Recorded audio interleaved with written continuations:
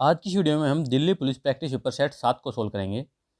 सबसे पहले हम देखेंगे सामान्य सचेतता यानी कि जीके के जो क्वेश्चन है 50 क्वेश्चन वो सोल्व करेंगे। पहला क्वेश्चन हम देख लेते हैं कि किस युद्ध में बाबर ने राणा सांगा को हराया था। ऑप्शन दिए गए हैं पानीपत, खानवा, बक्सर या फिर चित्तौड़। तो हमारा सही आंसर है ऑप्शन नंबर 2, खानवा के युद्ध में। खानवा का युद्ध कब हुआ था? 1527 ईस्वी में हुआ था। खानवा का युद्ध राणा सांगा के नेतृत्व में राजपूत राज्य संघ और बाबर की सेना के बीच हुआ था। भारत में मुगल साम्राज्य स्थापित करने में इस युद्ध ने निर्णायक भूमिका निभाई थी। अगला क्वेश्चन हम देख लेते हैं, निम्नलिखित में से कौन सा जोड़ा गलत है? देखना है। ऑप्शन दिए गए हैं हीराकुंड महानदी पर, पोचमपाद गोदावरी पर, नागार्जुन सागर कावेरी पर या भाखरा नंगल सतलज पर। तो इसमें हमारा कौन सा जो जोड़ा है वो गलत है वो देखना है। तो ऑप्शन नंबर जो है 3, ठीक है, ये हमारा जो गलत है, बाकी सारे सही है। हीराकुंड महानदी पर है, पोचमपाद गोदावरी पर, भाखरा नंगल सतलज पर है। अब ये नागार्जुन सागर कहाँ है? ये गुंटूर और जो नालगोंडा है, गुंटूर आंध्र प्रदेश में, नालगोंडा है तेलंगाना में। इन दोनों जिलों की सीमा पर कृष्णा नदी एवं नागार्जुन सागर पर बनाया गया नागार्जुन सागर बांध ईंट पत्थर से निर्मित है। यह भारत में बहुउद्देशीय सिंचाई और जल विद्युत परियोजनाओं के लिए बनाए गए सबसे पुराने बांधों में से एक है। अगला क्वेश्चन है, संसद के संयुक्त सत्र की अध्यक्षता कौन करता है? सभापति, राष्ट्रपति, प्रधानमंत्री या फिर उपराष्ट्रपति। तो हमारा सही आंसर है ऑप्शन नंबर 1 जो है सभापति करता है। भारतीय संविधान के अनुच्छेद 108 के तहत दोनों सदनों के बीच गतिरोध जारी रहने की स्थिति में 6 माह या फिर 6 माह से अधिक समय तक किसी सदन की बैठक न होने की स्थिति में राष्ट्रपति दोनों सदनों का संयुक्त अधिवेशन बुला सकता है, जिसकी अध्यक्षता लोकसभा के स्पीकर द्वारा की जाती है। नेक्स्ट क्वेश्चन पर जाने से पहले आपको बताना चाहूँगा कि आप इन सभी टेस्ट पेपर को ऑनलाइन तरीके से देना चाहते हैं तो आप हमारे ऐप सिलेबस ऑफ सक्सेस को डाउनलोड कर सकते हैं, जहां आपको सभी प्रैक्टिस पेपर सेट व जीके और करंट अफेयर से रिलेटेड पेपर सेट भी मिलेंगे, जो आपकी तैयारी को बेहतर बनाने में आपकी मदद करेंगे। अगला क्वेश्चन देख लेते हैं कि बस का इंतजार करते हुए 20 मिनट के लिए 15 किलो का संदूक उठाने में किया गया कार्य है 300 जूल, 7.5 जूल, 30 जूल या फिर 0 जूल। तो हमारा सही आंसर होगा ऑप्शन नंबर 4, 0 जूल। किया गया कार्य बल और विस्थापन का गुणक है। यदि शरीर का विस्थापन 0 है तो शरीर पर लगाया गया बल भी 0 है। इस प्रकार 15 किलो का सूटकेस यदि 15 मिनट तक खड़े होकर बस का इंतजार करने के लिए किया गया कार्य 0 जूल है। अगला क्वेश्चन देख लेते हैं, उच्च न्यायालय अथवा सर्वोच्च न्यायालय द्वारा मौलिक अधिकारों के प्रवर्तन या किसी अन्य उद्देश्य से निर्गमित की जाने वाली परमादेशों के प्रकारों की संख्या है। ऑप्शन दिए गए हैं 3, 4, 5 या फिर 6। तो सही आंसर है ऑप्शन नंबर 3, 5 इसका सही आंसर है। भारतीय संविधान सुप्रीम कोर्ट को यह अधिकार प्रदान करता है कि वह संविधान के अनुच्छेद 32 के भाग 3 में दिए गए मौलिक अधिकारों को हनन होने पर परमादेश यानी रिट जारी करे। अगला क्वेश्चन देख लेते हैं, ऊंचे उड़ते विमान में फाउंटेन पेन की स्याही लीक हो जाती है क्योंकि वायुमंडलीय दबाव बढ़ जाता है, वायुमंडलीय दबाव कम हो जाता है, वायुमंडलीय ताप बढ़ जाता है या फिर वायुमंडलीय ताप घट जाता है। हमारा सही आंसर होगा ऑप्शन नंबर 2, वायुमंडलीय दबाव कम हो जाता है। कलम के अंदर की वायु का दबाव वायुमंडलीय दबाव को संतुलित करता है, जिससे पेन की स्याही नहीं निकलती है। लेकिन वायुयान में यात्रा के दौरान समुद्र तल से दूरी अधिक होने के कारण वायु दबाव कम हो जाता है।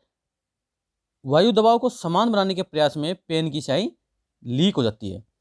अगला क्वेश्चन है, बहुत गर्मी के समय दिन में दूर से राजमार्गों पर पानी पड़े होने का एहसास होता है। पानी की तरफ पहुंचने पर पानी गायब हो जाता है और दूर दिखाई देता है, तो यह भ्रम होता है। ये किस कारण होता है? प्रकाश के पूर्ण बाहरी परावर्तन के कारण या प्रकाश के पूर्ण आंतरिक परावर्तन के कारण, प्रकाश के आंशिक बाहरी परावर्तन के कारण या प्रकाश के आंशिक आंतरिक परिवर्तन के कारण। हमारा सही आंसर होगा ऑप्शन नंबर 2, प्रकाश के पूर्ण आंतरिक परावर्तन के कारण। यह भ्रम, जिसको मृगजल के नाम से भी जान सकते हैं, ऐसा पूर्ण रूप से वायु की विभिन्न घनत्व वाली परतों पर प्रकाश के पूर्ण आंतरिक परावर्तन के कारण होता है। ग्रीष्म ऋतु में पृथ्वी के अत्यधिक गर्म होने के कारण पृथ्वी की सतह के निकट वायु का रिफ्रैक्टिव इंडेक्स ऊपरी वायु की अपेक्षा कम हो जाता है।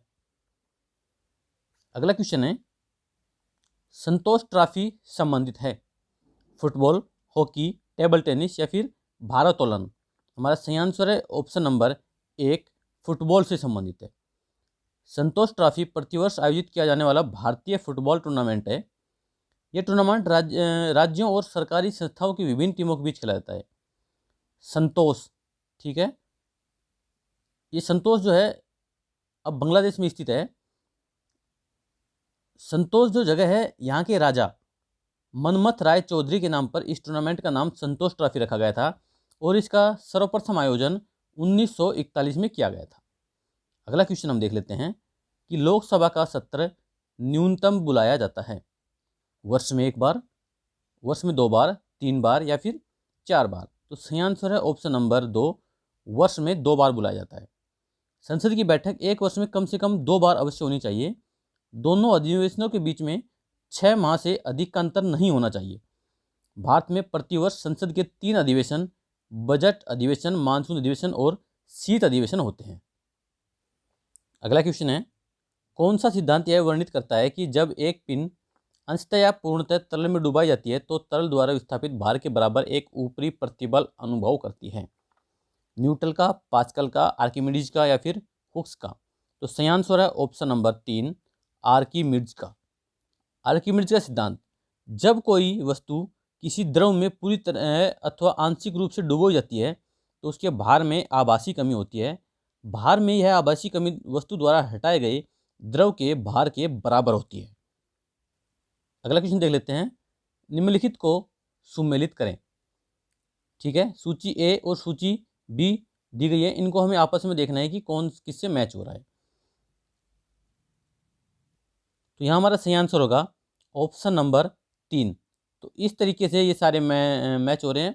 हाइड्रोक्लोरिक एसिड जो है पाचेरस है, उसके बाद एमिनो एसिड जो है प्रोटीन, उसके बाद है एसिटिक एसिड, यह है हमारा सिरका, और एस्कॉर्बिक एसिड जो है विटामिन सी। अगला क्वेश्चन है, निम्नलिखित में से रिजर्व बैंक ऑफ इंडिया द्वारा तंत्र में से अतिरिक्त मुद्रा को बाहर निकालने के लिए एक यंत्र के रूप में प्रयोग किया जाता है? 4 ऑप्शन दिए गए, इनमें देखना है कि कौन सा हमारा आंसर सही है। तो हमारा सही आंसर है ऑप्शन नंबर 4, यानी कि 1 और 2, यानी रिवर्स रेपो बढ़ाकर और रेपो रेट घटाकर, इन दोनों तरीकों से मार्केट में लिक्विडिटी कम की जाती है। अगला क्वेश्चन है, निषेध किस देश की संसद का नाम है? नॉर्वे, स्वीडन, इजराइल या फिर स्पेन? तो सही आंसर है ऑप्शन नंबर 3, निषेध जो है इजराइल देश की संसद का नाम है। ये झंडा जो है इजराइल का झंडा है। नेसेट इजराइल का राष्ट्रीय विधानमंडल एक सदन है। इजराइल सरकार की वैधानिक शाखा होने के नाते नेसेट सभी नियम जो है पारित करती है, राष्ट्रपति और प्रधानमंत्री का चुनाव करती है, मंत्रिमंडल का अनुमोदन करती है और सरकार के कार्यों की निगरानी करती है। अगला क्वेश्चन है, एसबा ASBA स्कीम किससे संबंधित है? 4 ऑप्शन दिए गए हैं। प्रारंभिक सार्वजनिक प्रस्ताव, यानी कि इनिशियल पब्लिक ऑफर, यानी कि जिसको हम IPO बोलते हैं। ठीक है, महिला के सशक्तिकरण हेतु केंद्रीय सरकार की योजना, वस्तु बाजार में एक योजना या भारत सरकार की एक पेंशन योजना? तो हमारा सही आंसर होगा option number 1, initial public offer हमारा सही आंसर है। अगला क्वेश्चन हमारा, 90 ईस्ट रीज कहाँ स्थित है? प्रशांत महासागर, हिंद महासागर, आर्कटिक महासागर या फिर अटलांटिक महासागर? हमारा सही आंसर है ऑप्शन नंबर 2, हिंद महासागर इसका सही आंसर है। 90 ईस्ट रेंज हिंद महासागर की एक रेखाकार एज प्रोग्रेसिव समुद्री पर्वत श्रृंखला है। इसका नाम 90 ईस्ट रेंज इसलिए रखा गया क्योंकि ये 90वें, ठीक है, याम्योत्तर रेखा, यानी जिसको मेरिडियन रेखा के बोलते हैं, के समांतर स्थित है। यह हिंद महासागर की पश्चिमी और पूर्वी हिंद महासागर में बांटती है हिंद महासागर को। अगला क्वेश्चन है, क्या न्यायालय संसद की कार्रवाई की वैधता की जांच कर सकते हैं? ऑप्शन दिए गए हाँ, कार्यविधि की कथित अनियमितता के आधार पर। ये खुद से रीड कीजिएगा, 4 ऑप्शन है, इनमें से देखना है कि हमें कौन सा हमारा आंसर सही होगा। तो हमारा सही आंसर होगा ऑप्शन नंबर 4, नहीं, न्यायालयों को कोई ऐसा क्षेत्राधिकार प्राप्त नहीं है। भारतीय संविधान के अनुच्छेद 122 के अनुसार संसद की किसी भी कार्रवाई के दौरान कार्यप्रणाली में अनियमितता का आरोप लगाकर हस्तक्षेप नहीं किया जा सकता। अगला क्वेश्चन हम देख लेते हैं कि किसका प्रयोग वातावरण को प्रदूषित करेगा। Paper carry bag, cotton cloth carry bag, nylon cloth carry bag या फिर जूट कैरी बैग। तो इसमें कौन सा बैग जो है प्रदूषित करेगा? ऑप्शन नंबर 3 नायलॉन का cloth carry bag. Option number 3 हमारा इसमें सही है। नायलॉन कैरी बैग में मुख्य रूप से 2 बड़ी कमियां पाई जाती हैं। कौन सी? तो एक तो यह निर्माण के दौरान अत्यधिक प्रदूषण फैलाता है और यह बायोडिग्रेडेबल यानी कि प्रकृति में घुलने मिलने वाला उत्पाद नहीं है। दूसरे शब्दों में इसका निर्माण करना कठिन है और इसके निर्माण के बाद भविष्य में इससे छुटकारा मिलना भी बड़ा मुश्किल, क्या मतलब इसकी उम्मीद ही नहीं है। इसलिए ये वातावरण को प्रदूषित करता है नायलॉन क्लॉथ कैरी बैग।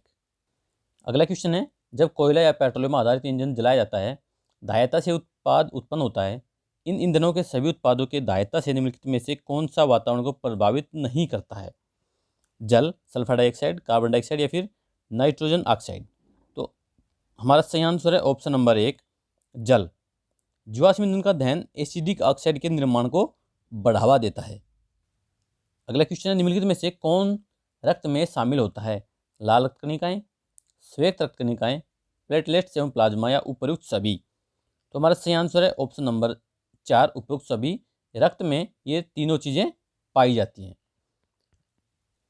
एक संपूर्ण शरीर में लाल रक्त कोशिकाओं की मात्रा लगभग 45% होती है, प्लाज्मा की मात्रा होती है 54.3% और सफ़ेद रक्त कोशिकाओं की 0.7% पाई जाती है, जिसमें ल्यूकोसाइट्स और प्लेटलेट्स भी शामिल होती हैं। अगला क्वेश्चन है कि केंचुआ उत्सर्जित करता है यूरिया, अमीनो अम्ल, अमोनिया या फिर यूरिक अम्ल। तो हमारा सही आंसर होगा ऑप्शन नंबर 3 अमोनिया।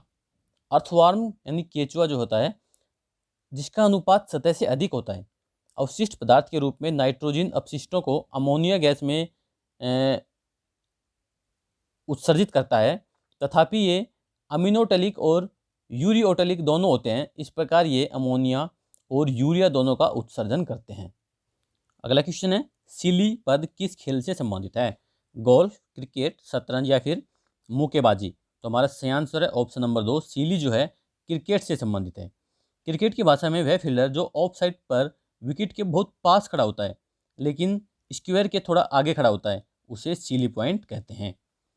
अगला क्वेश्चन हमारा कि मियादी ज्वर में शरीर का कौन सा हिस्सा प्रभावित होता है? फेफड़ा, आंत, यकृत या फिर पकाशय। तो हमारा सही आंसर होगा ऑप्शन नंबर 2 आंत प्रभावित होती है। टाइफाइड फीवर बैक्टीरिया इन्फेक्शन में शरीर में फैलने वाला रोग है। इससे शरीर के बहुत से अंग प्रभावित होते हैं। यह फीवर ब्लड प्रक्रिया को प्रभावित करने के साथ ही आंतों को कमजोर बनाता है, जिससे आंतों में छिद्रण होना शुरू हो जाता है, जिससे मल के साथ रक्त भी आ सकता है। अगला क्वेश्चन देख लेते हैं, किस कमी के कारण सूखा रोग होता है? सूखा रोग देखना है किस कमी से होता है? Vitamin D, vitamin C, vitamin A या फिर उपयुक्त सभी। तो हमारा सही आंसर है ऑप्शन नंबर डी सूखा रोग जो है विटामिन डी की कमी से होता है। विटामिन डी, कैल्शियम और फॉस्फेट की कमी से रिकेटस नामक रोग होता है। यह बच्चों में हड्डियों के विकास को प्रभावित करता है। इसके कारण हड्डियां मुलायम और कमजोर हो जाती हैं, जिससे हड्डियां विकृत यानी कि टेढ़ी मेढ़ी हो जाती हैं। अगला क्वेश्चन है, हो सकता है या नहीं हो सकता, यह प्रश्न है, यह शेक्सपियर के नाटक की प्रसिद्ध पंक्ति है, कौन सा नाटक है? Hamlet, Macbeth, Julius Caesar, Antony and Cleopatra. तो हमारा इसका सही आंसर होगा option number 1 Hamlet. To be और not to be William Shakespeare के तथाकथित नाटक नुनेरी सीन के दृश्य फर्स्ट के अंक सेकंड में प्रिंस हैमलेट द्वारा बोले जाने वाले स्वगत कथन का प्रारंभिक वाक्यांश है। अगला क्वेश्चन है हमारा, पौधों में ग्लूकोज स्टार्च के रूप में संरक्षित ऊर्जा के रूप में संचित रहता है। मनुष्यों में ग्लूकोज संरक्षित ऊर्जा किस रूप में संचित रहता है? ग्लाइकोजेन, सुक्रोज, स्टार्च या फिर सेलुलोज। तो हमारा सही आंसर है ऑप्शन नंबर 1 ग्लाइकोजेन। मानव शरीर ग्लूकोज को ग्लाइकोजेन के रूप में विशेष रूप से रिजर्व एनर्जी के रूप में संग्रहित करता है। ग्लाइकोजेन का निर्माण और संग्रह मुख्यतः यकृत और मांसपेशियों की कोशिकाओं में होता है। अगला क्वेश्चन हम देख लेते हैं, मिर्जा गालिब 19वीं सदी के एक प्रसिद्ध कवि थे जो दिल्ली में रहते थे। दिल्ली में मिर्जा गालिब का घर कहाँ पर है? ऑप्शन दिए गए हैं, गली समोसों, बल्लीमारा, चूड़ीवाला या फिर गली कासिम जान। तो हमारा इसका सही आंसर होगा ऑप्शन नंबर 4, गली कासिम जान। गालिब की हवेली यानी कि मिर्जा गालिब का घर, ठीक है, गली कासिम जान बल्लिमरान नई दिल्ली में स्थित है। अगला क्वेश्चन हम देख लेते हैं। निम्नलिखित में से किसे कागजी मुद्रा शुरू करने का श्रेय प्राप्त है? अकबर, शेरशाह सूरी, ब्रिटिश शासन या फिर अलाउद्दीन खिलजी? तो हमारा सही आंसर होगा ऑप्शन नंबर 3, ब्रिटिश शासन को। भारत में कागजी मुद्रा यानी पेपर करेंसी जो थी सर्वप्रथम 18वीं शताब्दी में शुरू की गई थी और ये ब्रिटिश शासन के दौरान आरंभ की गई थी। Bank of Hindustan, general bank in Bengal और बंगाल बैंक ने सर्वप्रथम पेपर करेंसी को जारी किया था। 18वीं शताब्दी तक भारत में सामान्यतः सोने और चांदी के सिक्के का प्रयोग होता था। हालांकि पेपर करेंसी अधिनियम जो है 1861 के बाद ब्रिटिश औपनिवेशिक सरकार ने औपचारिक रूप से पेपर करेंसी की स्थापना की, जिसमें जेम्स विल्सन जो है प्रथम विश्व सचिव थे और उन्हें भारत में पेपर करेंसी की शुरुआत करने का श्रेय दिया जाता है। अगला हम क्वेश्चन देख लेते हैं। दक्षिण अमेरिका के पूर्वी तट पर कुछ घटनाओं से संबंधित भारतीय मानसून प्रभावित हो सकता है, उस घटना को क्या कहते हैं जो भारत में मानसून प्रबलता को बढ़ा सकती है? तो हमारे इसका सही आंसर होगा option number 3, El Nino. El Nino मौसम प्रतिमान पर वैश्विक प्रभाव के साथ प्रशांत महासागर में उत्पन्न होने वाला एक जलवायु चक्र है। अगला क्वेश्चन है, 1857 में स्वतंत्रता संग्राम के दौरान ब्रिटिश सरकार ने धड़कर दिल्ली शहर को जब्त कर लिया था। सितंबर 1857 में उन्होंने शहर के एक दरवाजे को जला दिया और दिल्ली में प्रवेश किया तो वह कौन सा दरवाज़ा था? लाहौरी दरवाज़ा, कश्मीरी दरवाज़ा, तुर्कमान दरवाज़ा या फिर दिल्ली दरवाज़ा? तो हमारा सही आंसर है ऑप्शन नंबर 2, कश्मीरी दरवाज़ा। कश्मीरी गेट दिल्ली के ऐतिहासिक प्राचीन नगर का उत्तरी गेट है। 1857 के भारतीय विद्रोह के दौरान ब्रिटिश सेना ने इस गेट पर आक्रमण कर दिया था और गोला बारूद का प्रयोग करके इस दरवाजे को जो है नष्ट कर दिया था। अगला क्वेश्चन है, तीव्र प्रजनक रिएक्टर में कौन सा ईंधन इस्तेमाल होता है? यूरेनियम 235, प्लूटोनियम, थोरियम या फिर रेडियम? तो कौन सा ईंधन यूज होता है? Option number 2, plutonium. अगले क्वेश्चन पर जाने से पहले आपको बताना चाहूँगा कि आप इस तरह की और वीडियो अगर चाहते हैं कि सबसे पहले ही आपके पास पहुँचे, तो इसके लिए चैनल को सब्सक्राइब कर बेल आइकन जरूर प्रेस करें, क्योंकि जब भी नया टेस्ट पेपर अपलोड होगा तो सबसे पहले आपके पास पहुँचेगा। अब हम अगला क्वेश्चन देख लेते हैं कि भारतीय अर्थव्यवस्था में कौन सा क्षेत्र बचत में सबसे अधिक योगदान देता है? घरेलू, कॉरपोरेट, राज्य सरकारें या फिर केंद्र सरकारें? तो सही आंसर है ऑप्शन नंबर 1, घरेलू, जो कि हमारा सही आंसर है। अगला क्वेश्चन है, भारत में वित्तीय नीति बनाने के लिए मुख्यतः कौन सी एजेंसी जिम्मेदार है? नीति आयोग, आरबीआई, वित्त मंत्रालय या फिर संसद? तो हमारा इसका सही आंसर है ऑप्शन नंबर 3, वित्त मंत्रालय यानी कि मिनिस्ट्री ऑफ फाइनेंस। वित्तीय निधि वह साधन है जिसके द्वारा सरकार देश की अर्थव्यवस्था की निगरानी करने और प्रभावित करने हेतु अपने व्यय सत्रों और कर दरों को समायोजित करती है। अगला क्वेश्चन है हमारा, बिस्मिल्लाह खां किस वाद्य में निपुण थे? सरोद, शहनाई, संतूर या फिर सारंगी? यानी सही ऑप्शन है ऑप्शन नंबर 2, शहनाई, जो कि पिक्चर में दिखाया गया है। उस्ताद बिस्मिल्लाह खान एक भारतीय संगीतकार थे और इन्हीं को शहनाई को जो है लोकप्रिय बनाने में इनको ही श्रेय दिया जाता है। अगला क्वेश्चन है, कौन सी एक खरीफ फसल नहीं है? ज्वार, मक्का, मूंगफली और गेहूं? तो हमारा सही आंसर है ऑप्शन नंबर 4, गेहूं खरीफ फसल नहीं है, ये हमारी रबी की फसल है, जो पिक्चर में दी गई है गेहूं की फोटो।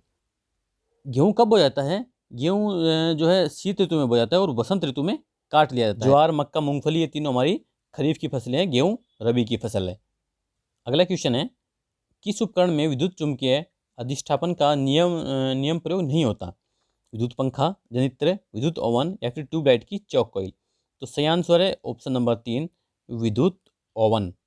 अगला क्वेश्चन देख लेते हैं, निम्नलिखित में से कौन पोर्ट ब्लेयर अंडमान की सेलुलर जेल का एक प्रसिद्ध निवासी था?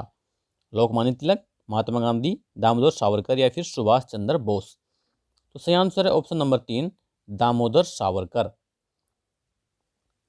विनायक दामोदर सावरकर को 50 वर्ष की कैद की सजा सुनाई गई थी और 4 जुलाई 1911 को उन्हें अंडमान और निकोबार द्वीप की कुख्यात सेलुलर जेल में भेज दिया गया था। अगला क्वेश्चन है, भारत और बांग्लादेश के बीच किस नदी के जल के बंटवारे को लेकर विवाद है? कोसी, ब्रह्मपुत्र, तीस्ता या फिर बागमती? तो हमारा सही आंसर है ऑप्शन नंबर 3, तीस्ता नदी को लेकर। तीस्ता नदी भारत और बांग्लादेश के मध्य विवाद का मुख्य विषय है। यह नदी सिक्किम से निकलती है और पश्चिम बंगाल तथा बांग्लादेश से होकर प्रभावित होती है। अगला क्वेश्चन है, सर्वोच्च न्यायालय या उच्च न्यायालय द्वारा एक लोक प्राधिकरण को कोई विशिष्ट कार्रवाई करने के निर्देश देने के लिए कौन सी संवैधानिक रीट जारी की जाती है? बंदी प्रत्यक्षीकरण, परमादेश, उत्प्रेषण या फिर अधिकार प्रच्छा? तो सही आंसर है ऑप्शन नंबर 2, परमादेश। परमादेश का जो शाब्दिक अर्थ होता है कि हम आदेश देते हैं, ये इसका शाब्दिक अर्थ है। अगला क्वेश्चन हम देख लेते हैं, निम्नलिखित में से कौन एक प्रसिद्ध भारतीय शिल्पकार है? जैमिनी रॉय, सतीश गुजराल, खुशवंत सिंह या फिर उपरोक्त सभी? तो सतीश गुजराल जो है ऑप्शन नंबर 2 हमारा इसका सही आंसर है। सतीश गुजराल स्वतंत्रता के बाद के युग के एक भारतीय चित्रकार, मूर्तिकार, भित्ति चित्रकार, ग्राफिक डिजाइनर, लेखक और वास्तुकार हैं। विशिष्ट आवश्यकताओं और प्रक्रियाओं के लिए सुप्रीम कोर्ट द्वारा निर्धारित दिशा निर्देश हैं, जिसका पालन पुलिस को किसी भी व्यक्ति को गिरफ्तार करने, हिरासत में लेने और पूछताछ करने के लिए करना पड़ता है। केसी रबार्टो दिशा निर्देश, डी.के. बसु दिशा निर्देश, मेनका दिशा निर्देश या फिर विशाखा दिशा निर्देश? तो सही आंसर है ऑप्शन नंबर 2, डी.के. बसु के दिशा निर्देश। डी.के. बसु के दिशा निर्देश क्या हैं? ठीक है, ये देख लेते हैं कि पुलिस और अन्य एजेंसियों द्वारा किसी भी व्यक्ति की गिरफ्तारी, हिरासत और पूछताछ के दौरान पालन करने के लिए भारत के सर्वोच्च न्यायालय द्वारा निर्धारित विशिष्ट जो हैं आवश्यकताएं कौन कौन सी हैं? वह है कि गिरफ्तारी के समय और पूछताछ करते समय पुलिस अफसर जो है अपने पदनामों के साथ अपने स्पष्ट, सटीक और दृश्यमान पहचान करेगा और जो नाम पहचान वाले टैग है वो पहनेगा, जैसे नेम प्लेट वगैरह। और है कि गिरफ्तारी को अंजाम देने वाला पुलिस अधिकारी गिरफ्तारी के समय गिरफ्तारी का मेमो तैयार करेगा और कम से कम एक गवाह द्वारा सत्यापित किया जाएगा। गिरफ्तारी का समय, गिरफ्तारी का स्थान और गिरफ्तारी के घटना स्थान को पुलिस द्वारा गिरफ्तार किए गए व्यक्ति के किसी दोस्त या रिश्तेदार को सूचित किया जाना चाहिए। ये जो हमारे डी.के. बसु के दिशा निर्देश हैं। अगला क्वेश्चन है, किस स्वतंत्रता सेनानी ने भारत को ब्रिटिश शासन से मुक्त कराने के लिए आज़ाद हिंद फौज की स्थापना की थी? भगत सिंह, सुभाष चंद्र बोस, चंद्रशेखर आज़ाद या फिर वीर सावरकर? तो हमारा सही आंसर है ऑप्शन नंबर 2, सुभाष चंद्र बोस। सुभाष चंद्र बोस एक भारतीय क्रांतिकारी थे जो ब्रिटिश शासन के हिंसक प्रतिरोध में विश्वास करते थे और ये जो है 1943 में राष्ट्रीय सेना यानी कि जिसका नाम बाद में आज़ाद हिंद फौज हुआ उसमें शामिल हुए थे। अगला क्वेश्चन है, भारत की प्रथम पूर्णकालिक महिला वित्त मंत्री कौन है? सरोजिनी नायडू, मेनका गांधी, निर्मला सीतारमण या फिर इंदिरा गांधी? सही आंसर है ऑप्शन नंबर 3, निर्मला सीतारमण, जो कि फोटो में शो किया गया है। 31 मई 2019 को निर्मला सीतारमण को वित्त और कॉर्पोरेट मामलों के मंत्री के रूप में नियुक्त किया गया, जो भारत की पहली पूर्णकालिक महिला वित्त मंत्री बनी। उन्होंने 5 जुलाई 2019 को भारतीय संसद में अपना पहला बजट पेश किया था। अगला क्वेश्चन हम देख लेते हैं कि कौन से मानव अंग के क्षतिग्रस्त हो जाने या ठीक से काम न करने की स्थिति में रोगी को डायलिसिस की सलाह दी जाती है? गुर्दा, कलेजा, पेट या फिर हृदय? तो हमारा सही आंसर है ऑप्शन नंबर 1, गुर्दा। डायलिसिस उन लोगों में रक्त से अतिरिक्त पानी और विलेय और विषाक्त पदार्थों को हटाने की प्रक्रिया है जिनके गुर्दे अब इन कार्यों को स्वाभाविक रूप से नहीं कर सकते हैं। अगला क्वेश्चन है, निम्नलिखित में से कार्बन के किस प्रक्रियात्मक समूह में ऑक्सीजन नहीं होती है? एल्कोहल, हेलोजन, एल्डिहाइड या फिर कीटोन? तो सही आंसर है ऑप्शन नंबर 2, हेलोजन। अगला क्वेश्चन है, समुद्रों और महासागरों जैसे दो बड़े जलाशयों को जोड़ने वाले पानी के एक संकीर्ण मार्ग को क्या कहा जाता है? लगून, स्थल डमरू मध्य, जल डमरू मध्य या फिर खाड़ी? तो सही आंसर है ऑप्शन नंबर 3, जल डमरू मध्य। जल डमरू मध्य पानी का एक संकरा मार्ग होता है जो समुद्र और महासागरों की तरह पानी के दो बड़े समूहों को जोड़ता है। जल डमरू मध्य थल संधि का ही एक विलोम है। अगला क्वेश्चन देख लेते हैं कि शत्रु से अप्रत्यक्ष मुकाबले की स्थिति में प्रदान किया जाने वाला वीरता पुरस्कार कौन सा है? अशोक चक्र, वीरता चक्र, परमवीर चक्र या फिर शौर्य चक्र? सही आंसर है ऑप्शन नंबर 4 शौर्य चक्र। शौर्य चक्र एक भारतीय सैन्य सम्मान है जिसे शत्रु के साथ सीधी कार्रवाई में संलग्न नहीं करते हुए वीरता, साहसिक कार्रवाई या आत्म बलिदान के लिए सम्मानित किया जाता है। अगला क्वेश्चन है, निम्नलिखित में से कौन सा स्मारक स्थान युगम सही है? हवा महल पंजाब, विक्टोरिया मेमोरियल पश्चिम बंगाल, नालंदा असम, लाल किला उत्तर प्रदेश। तो हमें देखना है कि जो स्थान है ये कहाँ कहाँ पर है, तो इसमें कौन सा युगम सही है, बाकी 3 गलत हैं। तो हमारा इसका सही आंसर होगा ऑप्शन नंबर 2 विक्टोरिया मेमोरियल पश्चिम बंगाल। विक्टोरिया मेमोरियल, जिसको Victoria memorial hall of fame भी कहते हैं, ये कोलकाता के पश्चिम बंगाल में स्थित एक बड़ी संगमरमर की इमारत है जिसे 1906 और 1921 के बीच में बनाया गया था। 1819 से लेकर 1901 तक की स्मृति को समर्पित करता है। देखना है बाकी, जैसे हवा महल अब हमारा कहाँ पे है, तो हवा महल जो है जयपुर में स्थित है और ये 1799 में सवाई प्रताप सिंह जो महाराज थे वहाँ के, उन्होंने बनवाया था। नालंदा जो है यहाँ असम दिया गया है, लेकिन ये कहाँ पर है, ये जिला बिहार राज्य के 38 जिलों में से एक है। इस जिले में प्राचीन नालंदा विश्वविद्यालय यूनेस्को की एक विशेष धरोहर स्थित है। लाल किला कहाँ पर है? लाल किला सबको पता है कि ये दिल्ली में स्थित है और ये 1639 ईस्वी में शाहजहां ने इसका निर्माण करवाया था। अगला क्वेश्चन है, भारत में किस खदान में सोने के भंडार पाए जाते हैं? जादूगुड़ा, नोवामुंडी, कोलार या फिर सिंहभूम। तो सही आंसर है option number 3 Kolar. Kolar gold fields कभी एशिया की सबसे बड़ी सोने की खदान थी। हालांकि अब उत्पादन लागत बढ़ने के साथ सोने के उत्पादन में कमी आने के कारण इन खानों को 2001 से बंद कर दिया गया था। और ये कोलार कहाँ पर स्थित है? ये कर्नाटक के कोलार जिले में स्थित है, कोलार। अगला क्वेश्चन हम देख लेते हैं, निम्नलिखित में से कौन सा रोग जल जनित नहीं है? हेपेटाइटिस ए, खसरा, हैजा या फिर टाइफाइड। तो सही आंसर है ऑप्शन नंबर 2 खसरा। खसरा एक अत्यधिक संक्रामक वायरल बीमारी है जो रूबेला वायरस के संक्रमण के कारण होती है। यह वायरस संक्रमित बच्चे या वयस्क के नाक और गले में बलगम में रहता है। ये रोग दाने दिखाई देने से पहले 4 दिनों के लिए संक्रामक होता है और लगभग 4 से 5 दिन तक यह संक्रामक बना रहता है। अभी जीके के हमारे 50 क्वेश्चन कंप्लीट हो चुके हैं। अब हम सामान्य बुद्धिमत्ता एवं तर्कशक्ति यानी कि रीजनिंग के जो है क्वेश्चन देखेंगे। उसके बाद हम मैथ और फिर कंप्यूटर के क्वेश्चन को सोल्व करेंगे। रीजनिंग का क्वेश्चन है कि निम्नलिखित प्रश्न में पूछे गए प्रश्न के सही विकल्प का चयन करें। जिस सतह पर अक्षर F प्रकट होता है उसके विपरीत सतह पर कौन सा अक्षर आएगा? ये हमें F दिया गया है, तो इसके अपोजिट में यहाँ पर देखना है कि कौन सा अक्षर आएगा। ऑप्शन दिए गए हैं BACE, ठीक है। इसमें हमारा सही आंसर कौन सा होगा? आंसर है ऑप्शन नंबर C, यानी कि 3 जो हमारा सही आंसर है। C की आसन सतहों पर ABD है तथा E है, ये आपको फर्स्ट में दिख रहा होगा और यहाँ आपको E दिख रहा है, ठीक है। अतः C के विपरीत में F है, जो F है यहाँ पर हमें C शो नहीं हो रहा है, यानी कि 3 नंबर हमारा ऑप्शन एकदम सही है, C इसका आंसर होगा। अगला क्वेश्चन है, बाईं तरफ दी गई आकृति में विकल्पों 1, 2 व 3 एवं 4 में सही दर्पण प्रतिबिंब को चुनें।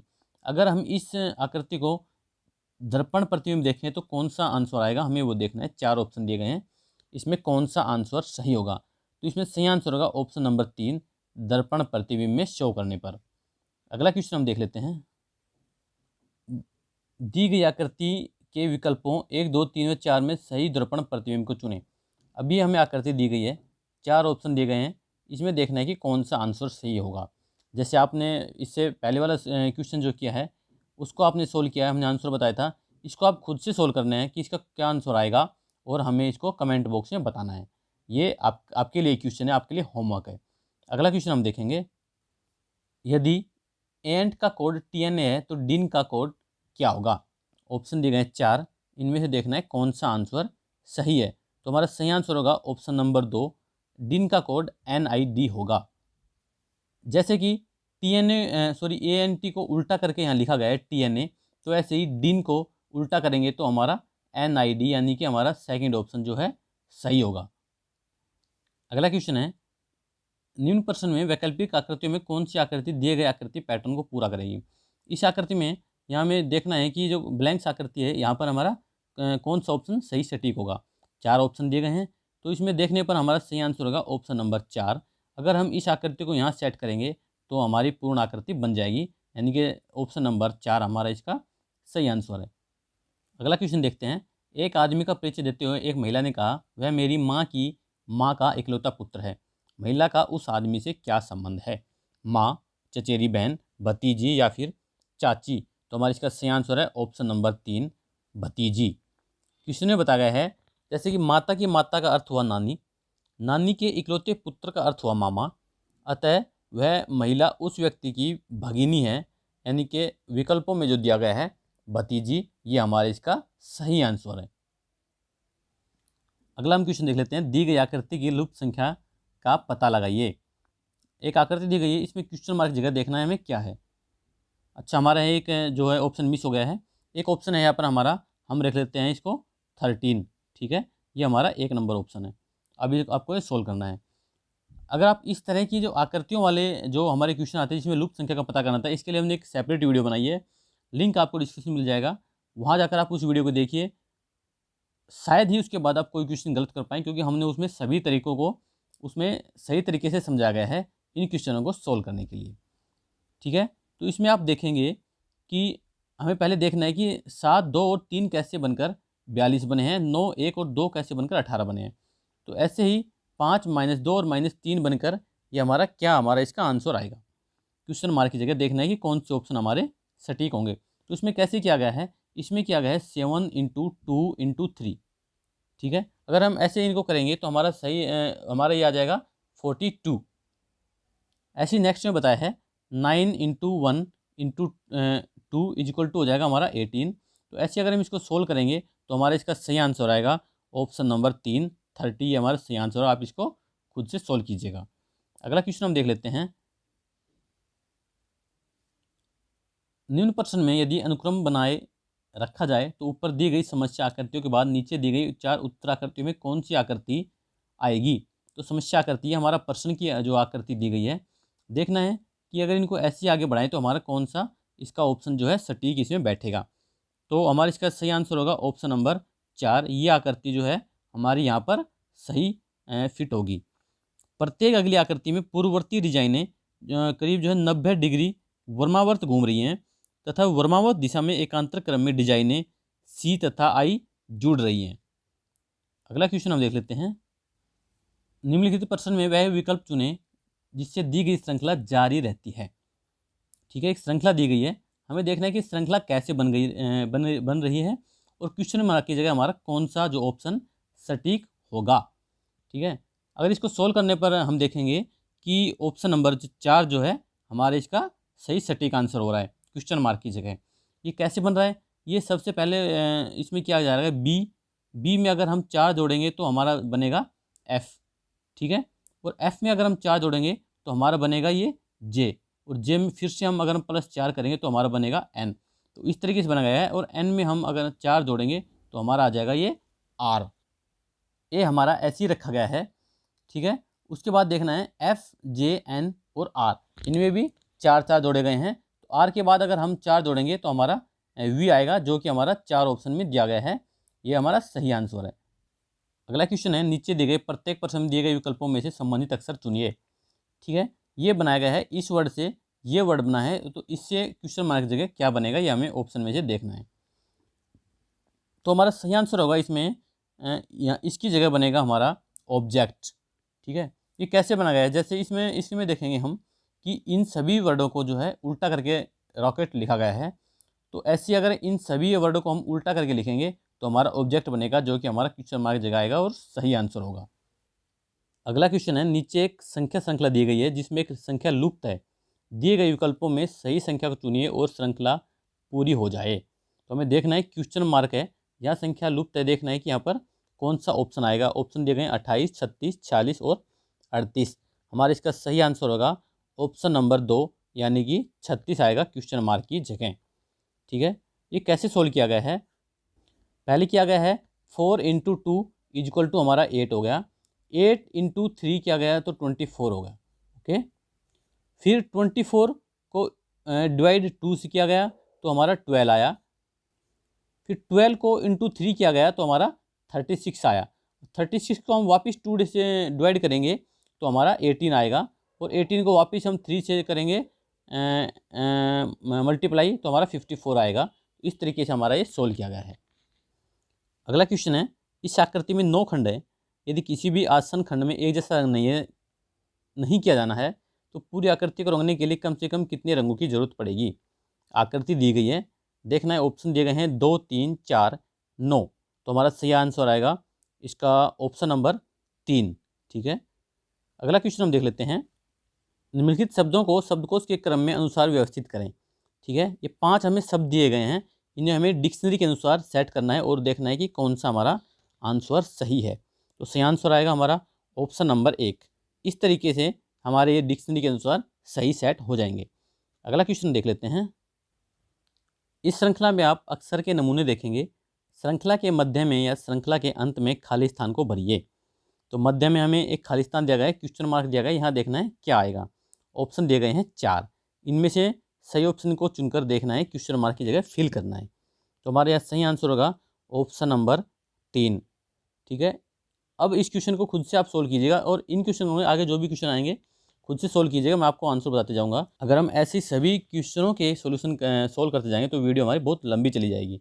अगर आपको किसी क्वेश्चन का सॉल्यूशन नहीं आ रहा है तो आप मुझे कमेंट में उसका नंबर लिखिए, मैं कमेंट में उसका सॉल्यूशन प्रोवाइड करवा दूंगा।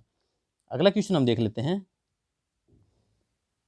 डी ए का पुत्र है, सी पी की माँ है तथा डी की पत्नी है, तो ए और सी का क्या रिश्ता है? पिता, चाचा, ससुर या इनमें से कोई नहीं। तो हमारा सही आंसर है ऑप्शन नंबर 4, इनमें से कोई नहीं। ठीक है, डी ए का पुत्र हो गया और डी जो है सी का पति है।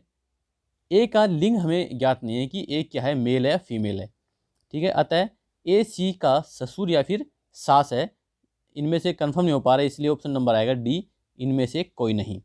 अगला क्वेश्चन है हमारा, निम्नलिखित 4 में से 3 एक विशेष प्रकार से एक जैसे हैं जबकि इनमें से एक इस समूह में नहीं आता है, उसे बताइए। यानी कि विषम देखना है, चारों में से विषम कौन सा है। तो सही आंसर होगा ऑप्शन नंबर 3, 28 जो है विषम है। संख्या 28 को छोड़कर अन्य सभी संख्याएं 3 की गुणज है। ओके, मतलब कि तीनों जो ऑप्शन जो हैं हमारे 3 की टेबल में आते हैं, लेकिन 28 नहीं आता है। अगला क्वेश्चन है, यदि किसी माह का 5वां दिन रविवार है तो उस माह के 26वें दिन के पहले 6वां दिन क्या होगा? रविवार, सोमवार, मंगलवार या फिर शनिवार। तो सही आंसर है ऑप्शन नंबर 2, सोमवार। 26वें दिन के पहले दिन 6वां दिन का अर्थ हुआ कि 20 तारीख हुई। ठीक है, आगे आप इसको खुद से सोल्व कीजिएगा। अगर समझ में नहीं आ रहा है तो मुझे कमेंट बॉक्स में बताइएगा, सॉल्यूशन आपको प्रोवाइड करवा दूंगा। अगला क्वेश्चन देख लेते हैं हम कि ए से ई तक 5 अलग अलग घर एक पंक्ति में हैं। ए बी के दाएं व ई सी के बाएं तथा ए के दाएं हैं, बी डी के दाएं हैं। इन घरों के बीच में कौन सा घर है? ऑप्शन देखना है, इनको पहले क्रम वाइज इनको सेट करना है, उसके बाद देखना है कि कौन सा हमारा घर जो है बीच में आएगा।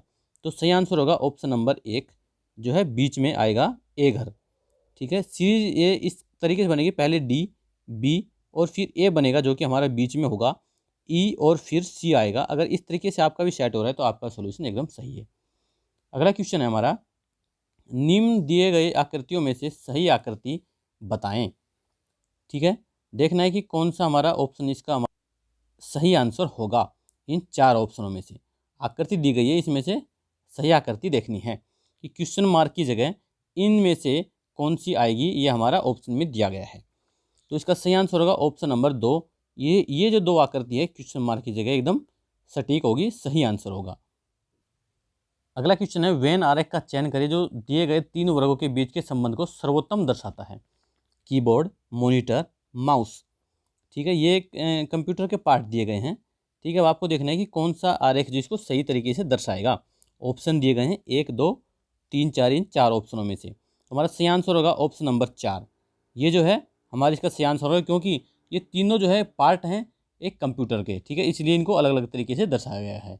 अगला क्वेश्चन है हमारा कि यदि जोड़ का अर्थ है गुना और घटा का अर्थ है भाग, गुणा का अर्थ है भाग और भाग का अर्थ है घटा, तो निम्न समीकरण का मान ज्ञात करना है हमें। ठीक है, समीकरण क्या है? ये हमारा समीकरण है 21 भाग 8 जमा 2 माइनस 12 गुणा 3 इक्वल टू क्या होगा?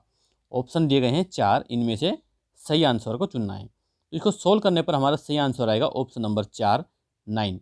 ठीक है, अगर आपका भी यही आ रहा है तो आपका सोल्यूशन सही है। पहले हम इन साइनों को जो है आपस में परस्पर चेंज करना है और क्वेश्चन को सोल्व करना है, हमारा 4 नंबर ऑप्शन आ जाएगा। अगला क्वेश्चन देख लेते हैं। अगला क्वेश्चन दिया गया है, काफ़ी बड़ा क्वेश्चन है, इसको आप खुद से सोल्व कीजिएगा वीडियो को पॉज करके। ठीक है, पॉज करने के बाद आप इसको खुद से सोल्व कीजिएगा और देखिएगा कौन सा इसका आंसर आ रहा है। मैं आपको आंसर बताता हूँ, इसका आंसर आएगा ऑप्शन नंबर 3, केवल निष्कर्ष 2 इसका अनुसरण करेगा। अगर आपका भी यही आएगा तो आपका सोल्यूशन एकदम सही है। अगला क्वेश्चन है हमारे सामने कि 4 दिए गए शब्द हैं जिनमें 3 किसी तरह से समान है जबकि एक अलग है, तो विसंगत शब्द का चयन करना है कि एक अलग कौन सा है। वीवर, अंधा, गूंगा या फिर बहरा, 4 ऑप्शन है, इनमें देखना है कि सही आंसर है। तो इसमें सही आंसर होगा हमारा ऑप्शन नंबर 1, वीवर। वीवर को छोड़कर सभी जो ऑप्शन दिए गए हैं ये मानव के आवश्यक अंगों के दोष हैं। ठीक है, मेन जो है उनके अंगों के दोष यानी अंधा, गूंगा, बहरा, ये ओके। अगला क्वेश्चन देख लेते हैं। अगला क्वेश्चन हमारे पास कि PMDFHR और B एक सर्कल के चारों केंद्र को मुख करिए बैठे हैं। ये क्वेश्चन आप खुद से रीड कीजिएगा, रीड करने में हमारा जो वीडियो जो है ज़्यादा लंबी हो जाती है। इसका सॉल्यूशन हम देख लेते हैं। इसका आंसर आएगा हमारे इसका ऑप्शन नंबर 1 यानी AF एक दूसरे के अपोजिट आमने सामने होगा। आप पहले इसको सर्कल बनाइएगा और जिस प्रकार क्वेश्चन में बताया गया उसी तरीके से इनको सेट कीजिएगा। अगर AF आमने सामने आ रहे हैं तो हमारा एकदम सही आंसर होगा। F तथा A निकटतम पड़ोसी हैं B के। ठीक है, ये हमारा क्वेश्चन होगा, आंसर होगा। अगला क्वेश्चन दिया गया है कि नीचे कागज को नीचे प्रश्न आकृति में दर्शाए अनुसार मोड़ा और काटा गया है। ठीक है, इस कागज खोलने पर कौन सी उत्तर आकृति में आकृति दिखाई देगी। इन चारों में देखना है कि अगर इस तरह से खोलने पर कागज को हमारा कौन सा जो ऑप्शन नंबर सही इसका बनेगा। तो सही आंसर होगा ऑप्शन नंबर 4। इस तरीके से हमारा जो है पेपर शो होगा। अब हमारे पास आ गए हैं परिमाणात्मक अभिरुचि, मतलब कि मैथ के क्वेश्चन। ठीक है, अब हम वो सोल्व करेंगे और देखेंगे। तो क्वेश्चन है हमारा 9 और 64 के बीच मध्यमान अनुपाति ज्ञात करें। 25, 24, 27 या फिर 35। हमारा सही आंसर होगा ऑप्शन नंबर 2, 24। खुद से सोल्व कीजिएगा, अगर नहीं आता है तो मुझे कमेंट बॉक्स में बताइएगा, मैं आपको सोल्यूशन प्रोवाइड करवा दूंगा। अगला क्वेश्चन हम देख लेते हैं कि निम्नलिखित का मान ज्ञात करें। ठीक है, एक सारणी दी गई है, हमें इसको सोल्व कर कर देखना है कि क्या हमारा इसका आंसर आएगा। ऑप्शन दिए गए 4, 4 से 1/3, 2 से 1/3, 1/3 या फिर 21। तो हमारा सही आंसर आएगा ऑप्शन नंबर 2, 2 से 1/3। अगर आपका भी आ रहा है तो आपका एकदम सही आंसर है। अगला क्वेश्चन है हमारा 0.8268 का साधारण भिन्न में रूपांतरित करें। ठीक है, ऑप्शन दिए गए हैं 4, इसमें से देखना है कि कौन सा सही आंसर होगा। तो सोल्व करने पर आपका आंसर आना चाहिए ऑप्शन नंबर 3। अगर यही आ रहा है तो आपका भी सवाल एकदम सही होगा। अगला क्वेश्चन हम देख लेते हैं।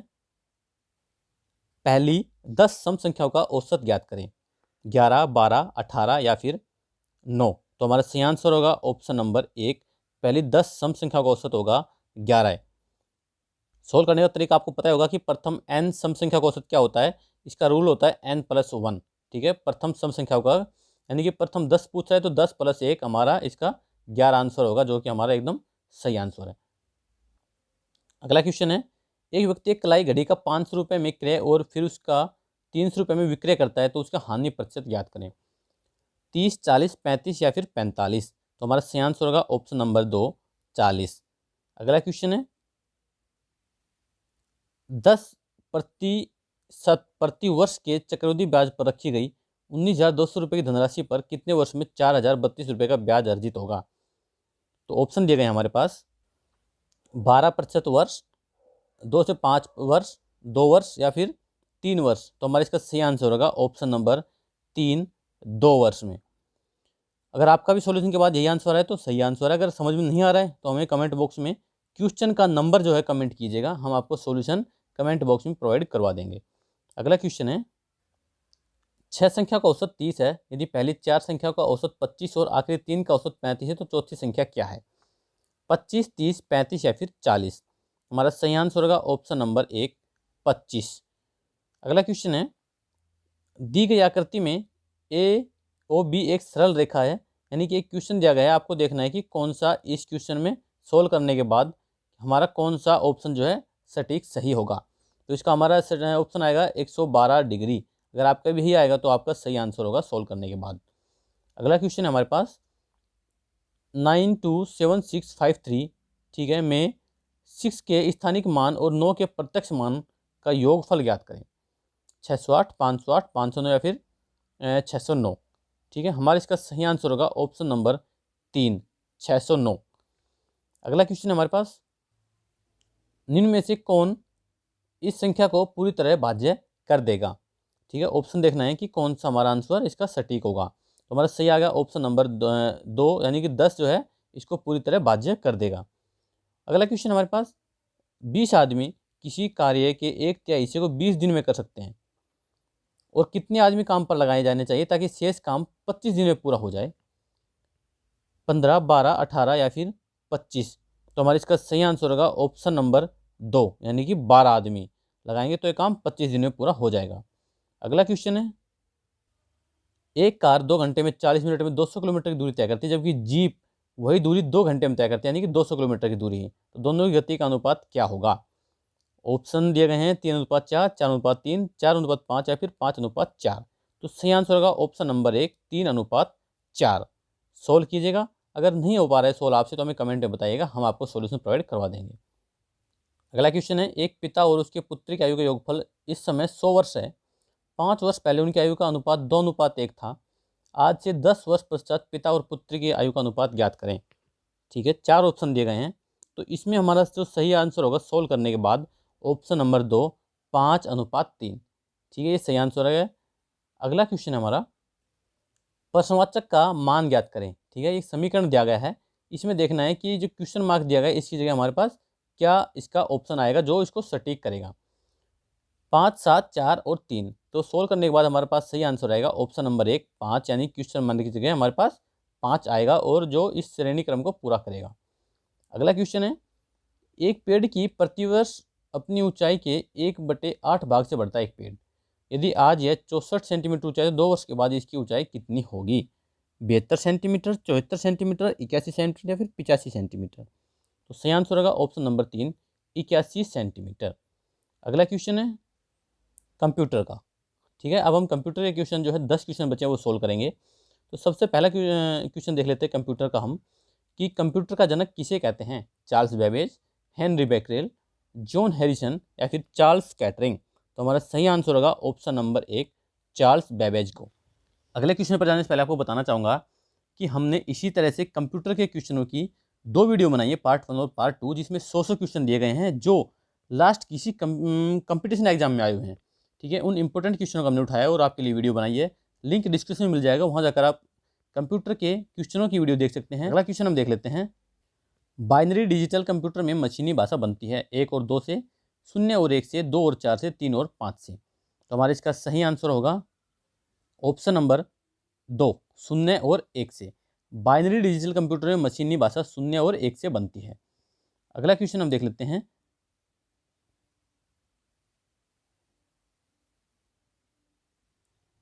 ये एक यूआरएल दिया गया है।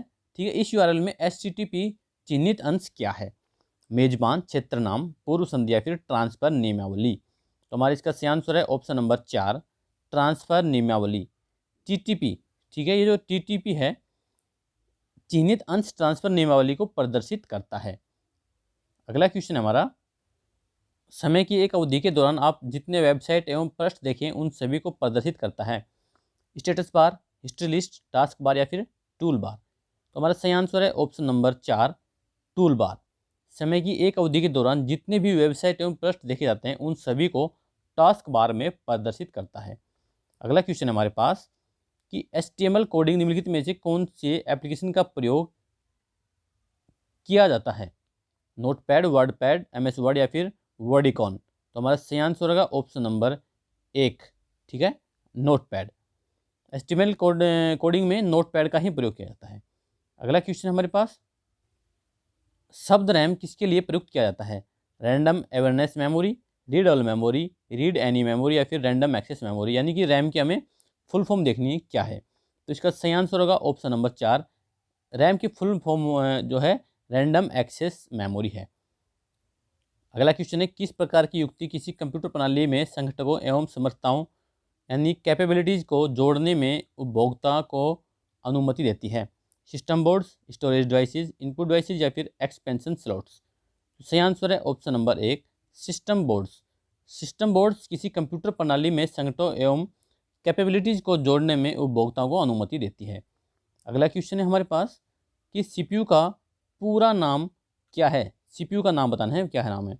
Computer programming unit, computer processing unit, central processing unit या फिर सेंट्रल प्रोग्रामिंग यूनिट। तो सही आंसर है option number 3 central processing unit CPU का पूरा नाम है। अगला क्वेश्चन है निम्नलिखित में से कौन इंटरनेट का अग्रदूत था। ठीक है, 4 ऑप्शन दिए गए, इनमें देखना है कि कौन सा आंसर हमारा सही है। इसमें सही आंसर है ऑप्शन नंबर 4 एपरनेट। एपरनेट की फुल फॉर्म क्या है? Advance research project agency network. ठीक है, ये एक शुरुआती पैकेट स्विचिंग नेटवर्क और टीसीपी आईपी प्रोटोकॉल सूट को लागू करने वाला पहला नेटवर्क था। दोनों प्रौद्योगिकियां इंटरनेट की तकनीकी नींव बन गई हैं। आज के पेपर सेट का हमारा लास्ट क्वेश्चन होगा कि टीवी रिमोट कंट्रोल किसके सिद्धांत पर कार्य करता है। अल्ट्रासोनिक तरंगे, लेजर टेक्निक, ब्लूटूथ टेक्निक या फिर इंफ्रारेड तरंगे। तो हमारा सही आंसर होगा ऑप्शन नंबर 4 इंफ्रारेड तरंगे। आज की वीडियो कंप्लीट हुई। इसी तरह की और वीडियो जो हम पहले ही बना चुके हैं, लिंक आपको डिस्क्रिप्शन में मिल जाएगा, वहाँ जाइए और वीडियो को देखिए, दोस्तों के साथ शेयर कीजिएगा। अगर आप किसी स्पेशल टॉपिक पर वीडियो चाहते हैं तो हमें कमेंट बॉक्स में बता दीजिएगा, आपको वीडियो प्रोवाइड करवा दी जाएगी। आज की वीडियो में इतना ही। Thank you.